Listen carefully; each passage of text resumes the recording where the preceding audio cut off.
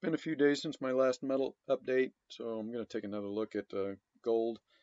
I'm, I'm pretty much convinced that we put in an intermediate top, and we're now in the process of a multi-week correction. We need to cool down the bullish sentiment. At this top up here, I was starting to see the usual analysts calling for to the moon. If such and such a level got taken out, then gold was going to $1,800 or $1,900 in the blink of an eye. And when you see that kind of sentiment, you know it's about time for a correction to wipe out that bullish sentiment. So today, gold it did close back below $1,500. That that's basically a guarantee that this is moving down into a daily cycle low. Got a couple of targets for where the daily cycle low may come in. One of the things I'm watching here is the RSI. Um, when RSI gets oversold and stays oversold, it's usually a pretty dependable sign that uh, the declining phase of an intermediate cycle is in progress, and you can see gold is oversold. And if we continue down, and I think we probably will this week, maybe even into the FOMC meeting next week, then this is going to get heavily oversold, and that's a sign that the intermediate cycle has rolled over. So you can see right here during this decline, RSI got heavily oversold, and that was the red flag waving that uh, this was an intermediate top and we were starting an intermediate degree correction. And rallies tended to reverse very quickly once RSI popped back up to overbought, and oversold levels stayed oversold for long periods of time and got deeply oversold. And I suspect that's what's going to happen here is we're going to get deeply oversold as we move down into this um, daily cycle low.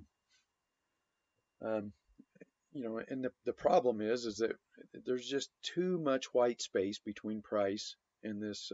This is the 200-day moving average I've got here, and this is one of those things that you can just almost bet the farm on. The only time that it doesn't really work is during a bubble, and obviously gold was not, even vaguely close to entering a bubble phase.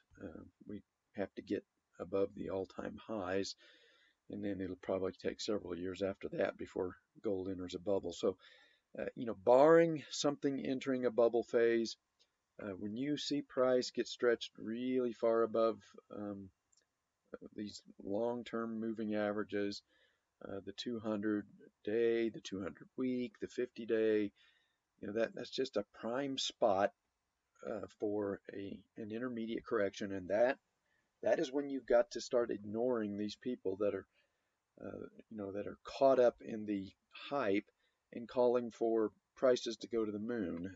The only time that's going to happen, like I said, is during a bubble, and gold is many years away from a bubble yet. So we're just starting the middle phase of a bull market. All right, I'll widen the chart out a little bit. Here was the bottom of the bear market. Here was our baby bull.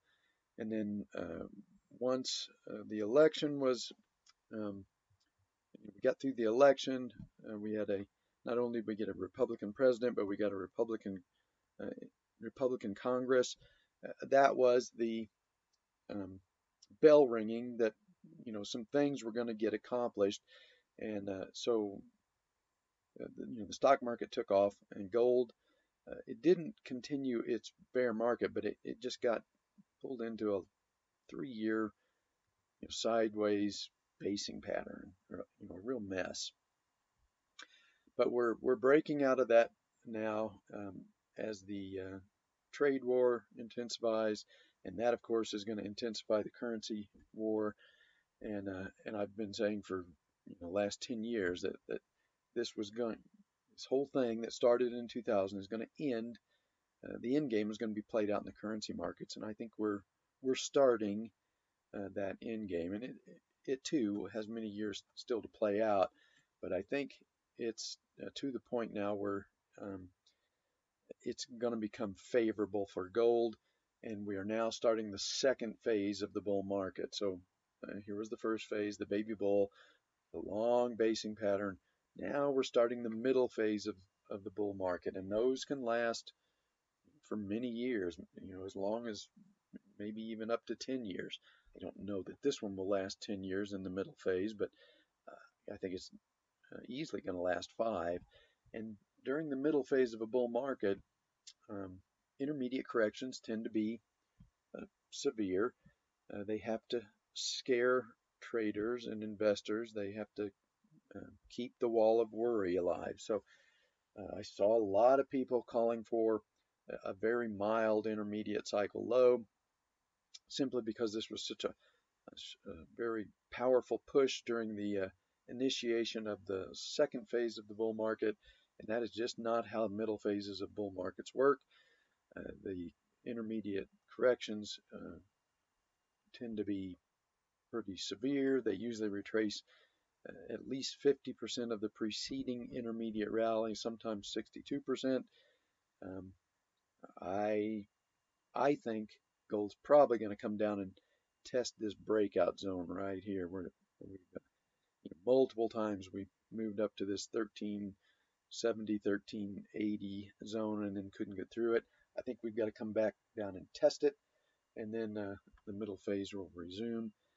That will close a lot of this white space between price and the 200-day moving average. I've said this in my last video. It's just it takes time for these intermediate corrections to run their course. This one lasted uh, about almost 3 months from top to bottom. I don't know that this one's going to last 3 months, but it could definitely last a month and a half to 2 months. So you just don't need to be in a big hurry to try and pick a bottom here. I think there's very good odds that we're going to retest this zone here.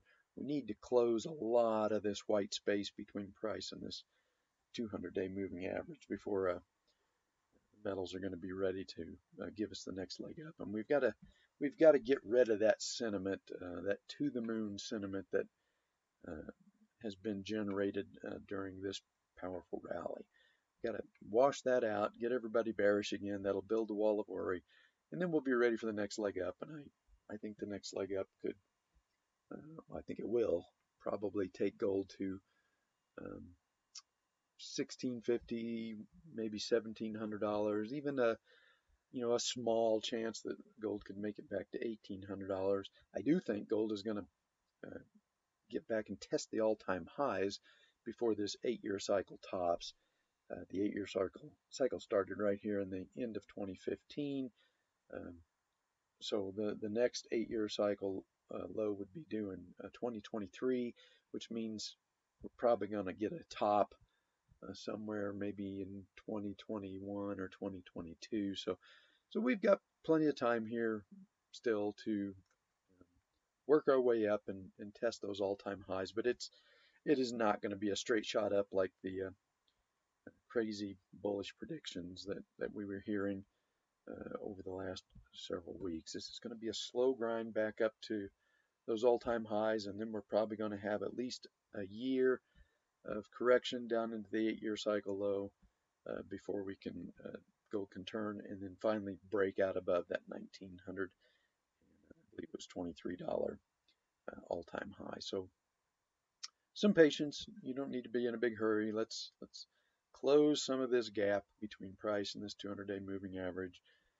Once we do, then we'll be set up for the next leg up. But it's going to take several weeks for this to occur. And somewhere in here, there's going to be a bounce out of a daily cycle low. But I'm pretty sure the bounce is going to come up short. It's not going to be able to take out these highs. So a potential target. Let me put these in real quick.